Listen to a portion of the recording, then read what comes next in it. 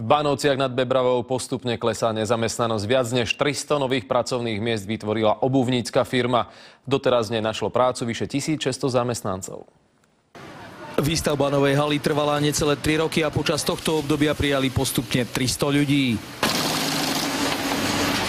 Samozrejme, kvôli takému veľkému nárastu personálu sme museli urobiť aj drobné opatrenia smerom ku kvalite. Okrem nového skladu vznikli aj nové priestory na hospodárenie s odpadom.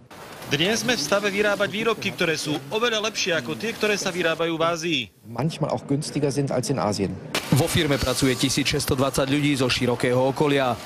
Priemerný plat zamestnanca vo výrobe je 660 eur. Nezamestnanosť sa v meste pohybuje na úrovni 10%. Do budúcna budeme vytvárať nové pracovné miesta. Ďalšie firmy majú záujem rozširovať sa, tak pevne verím, že toto číslo klesne. Pred rokom prejavila o mestské pozemky záujem firma, ktorá by tu chcela vybudovať bytunok na porážanie hydiny. Vznikli by tak nové pracovné miesta. Podľa odhadov, ktoré táto firma deklarovala, 150 až 200 ľudí.